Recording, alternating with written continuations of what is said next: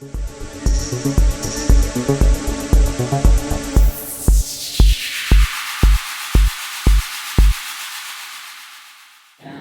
good morning everybody. Great to see you all here. And it's so good to be back at Blue Water Quay on the beautiful river with the sun shining, having been rained out for four Saturdays. Let's pray. Thank you, Lord, for this week. Thank you so much for what's going on globally. We thank you that we can see changes happening. We thank you that we can feel changes happening. And again, we ask that you will guide us with your strategies, with your wisdom, with your energy, and I ask that you will just keep us all humble and keep us on a path where everyone truly is equal. We are all the same, and let that love flow between each one of us. Thank you. So be it. I've got a bit of a mishmash of stuff today, and so I'll be jumping around a few topics. This really is just a watch this space. And I might have to read part of this. But Russia has dropped a massive evidence of Ukrainian and US biolabs into the United Nations lab. This is from Mackay Post. Massive statements from the Russian permanent representative to the United Nations pertaining to these biolabs in Ukraine. And it appears now that a formal investigation is inevitable. Russia has presented its final draft to the United Nations with all of its compiled evidence. So let's watch this space and see what happens from there. An interesting statistic I came across this week is that across Queensland there is an 11% decrease, actually it might be Australia, I can't remember, an 11% decrease in people volunteering for jobs. So wouldn't that have something to do with the fact that unvaccinated people were not allowed to volunteer? We know that so many droves went down to help out at Lismore, the healthy ones, and they were turned away because they didn't have the jab. So, the government is just crucifying us, trying to at the moment. It's not going to happen. We will not let it happen. And guess what? There are only two genders. Only two. Yeah, that's not hate speech either, for those who are listening. That's science. That's science. There are only two genders. And in Maine, I talked about Maine last week, where the Maine governor was the only one who refused to stop men participating in women's sport. Well, and she threatened to take Trump to court, and he said, yep, that'll be an easy one, let's go. Well, this week he's threatening to cut off all federal funding to Maine. All federal funding. That's huge. That's exciting. I mean, that's so good. So, Sydney's Woman of the Year. Oh my gosh. Who's seen it? Terrible. Okay, this is Sydney's Woman of the Year, a transgender man. This is a man pretending to be a woman. She is Sydney's Woman of the Year. I kid you not.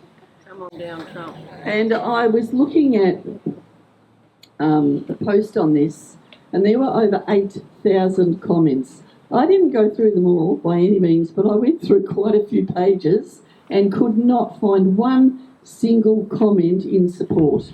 Not one. Anyone with a brain, anyone with half a brain can work out that this is impossible. What a load of nonsense. Okay, so this is from George's desk. George Christensen. Governments are waking up to the dangers of gender ideology in medicine. The UK has shut down its only paediatric gender clinic. Sweden, Finland and Norway have rolled back gender treatments for children. President Trump has signed an executive order banning federal support for child gender transitions. Here in Australia, what's happened? Jack all.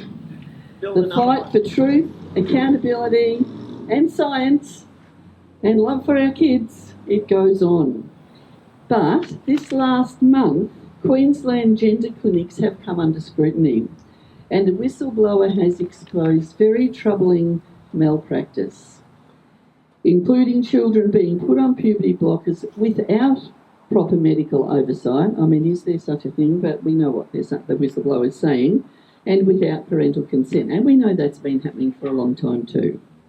So in response, Queensland Government has temporarily paused all new treatments for minors, but behind the scenes we still have 547 children in the transgendering system. It's just disgraceful, it really is, receiving irreversible and experimental interventions. At a federal level, there was an opportunity for to investigate these practices. There were 3 Liberal senators, Andrew Bragg, Maria Kovacic and Richard Colbeck, joined the Labor and the Greens in blocking an inquiry. So they don't even want to know. They don't even want to know if it's causing harm, because they know it is. They know. They're not stupid. Well, I think they are stupid, but anyway, that's my opinion. I better make that clear on camera.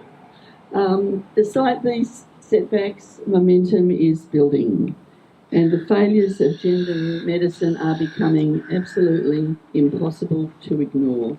Courageous whistleblowers, medical experts and detransitioners are stepping forward, forcing an overdue reckoning. The tide is turning, one truth at a time.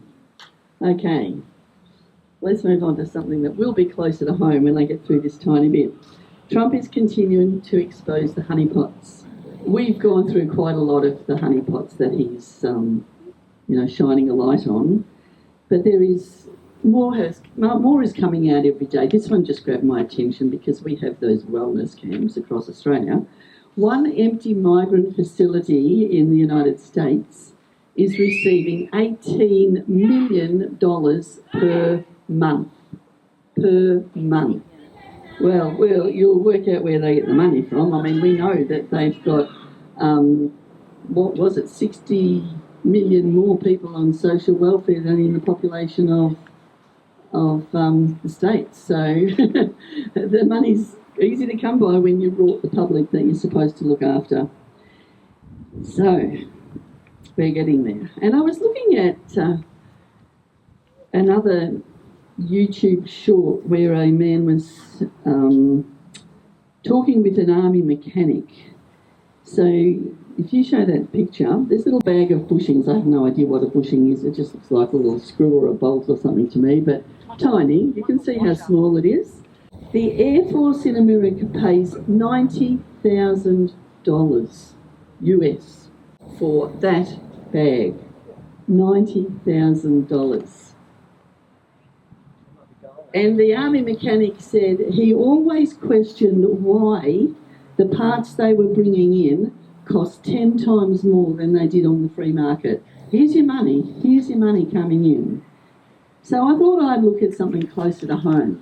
I was talking to someone recently who we all know, but it will remain anonymous, and something she is looking after her mother, and something is starting to be damaged in their home because mum is incapable of, she leans on it a lot.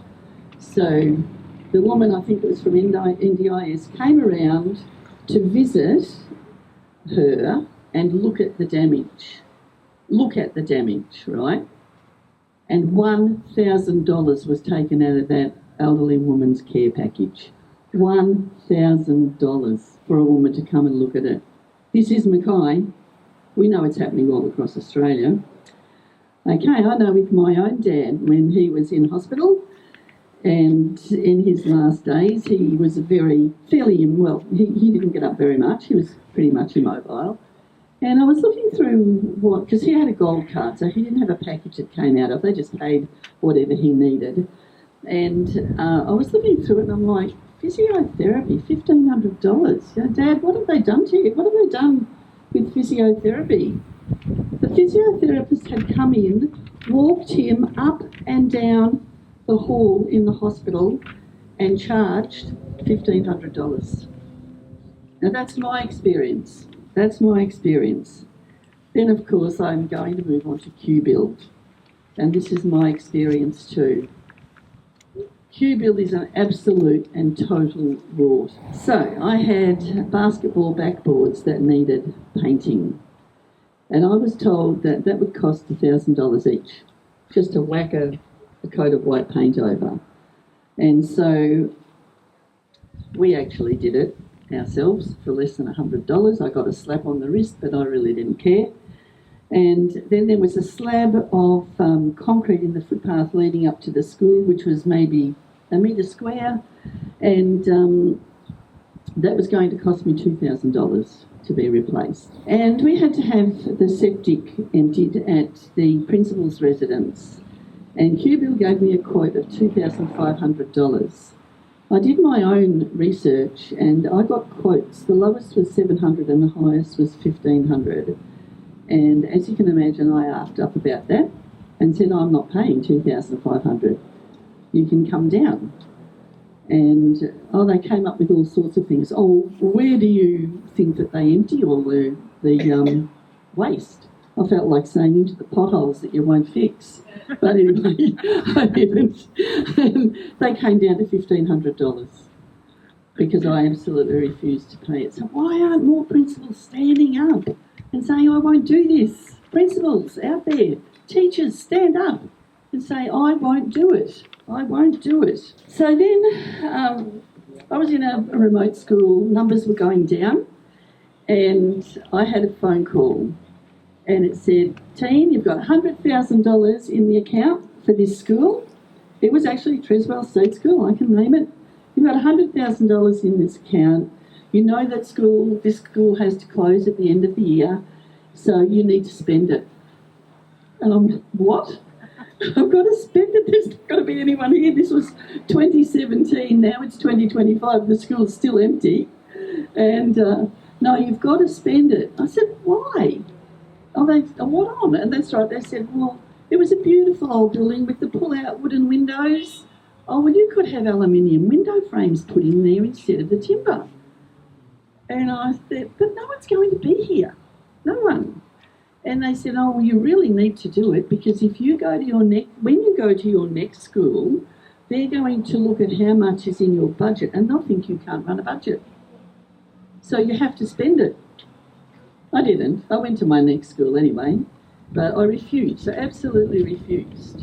And this is the sort of thing that goes on. You can imagine the price. They would have probably charged me the whole $100,000 to have the wooden windows changed to aluminium. As far as the honeypots go, Australia's alive and well. They've got more and more honeypots. Hopefully they are starting to get the picture that this is not going to go on forever because we won't take it. But I appeal to everyone here and out there, stand up. What can I do? Said 26 million people. We can change it. We can change it. Australian Medical Professional Society is having a conference in Sydney on the 3rd of May. 82.6% of healthcare professionals are reporting unfair treatment. They are facing lengthy, career-destroying investigations. They're talking about the devastating impact of APRA's regulatory overreach, and it cannot be ignored any longer. APRA's guilty until proven innocent has got to change. The impact of anonymous complaints and extended investigations is huge. Financial, mental, huge toll on practitioners. And the erosion of clinical autonomy and informed consent is nothing short of evil. Right, let's get back to Mackay. Mackay City Council. This is our last subject for today. Several of us went to the council meeting on Wednesday. It was very interesting, as it normally is. The Kerwin estate in Andergrove, all of the people living in there put out a petition saying they don't want trees on their nature strip. And it's for safety reasons. It's not like they just don't want trees. They have a reason. They are narrow streets. So good old George Christensen got up and he said, well, who are we working for? The people?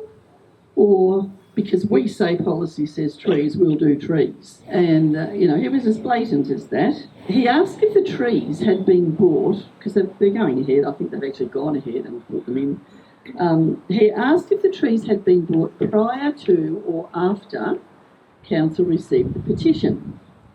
The CEO's resigned, and there's a whole story about that I think we should be told the truth of. Being ratepayers, it's been kept very quiet, but people are starting to arc up. So the stand-in CEO and mayor didn't answer. They just beat around the bush with the usual council political burble. George asked again, and their response to that was, the developer's been paid. Ever heard of a refund? But, it wasn't answering the question. It just, the developer, has paid for the trees. Oh, okay, so that's more important than the safety of the residents that we're supposed to be looking after, apparently.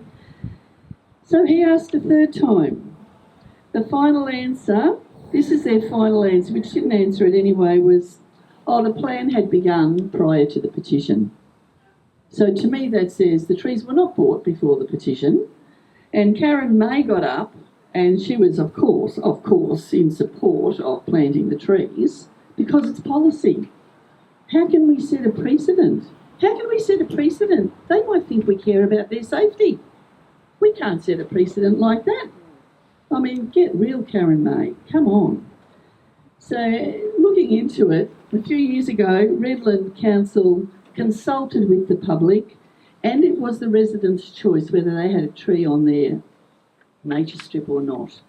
This is going back a few years. Logan had the same. You did not have to have a tree, they were asked. No such thing as public consultation in Mackay. Our council just goes ahead and does what it wants, when it wants, how it wants, and doesn't give a rip about what we think. So, let's repeat what I said at the end of last week. Governments don't rule by force. They rule because people comply. It's time to stop complying.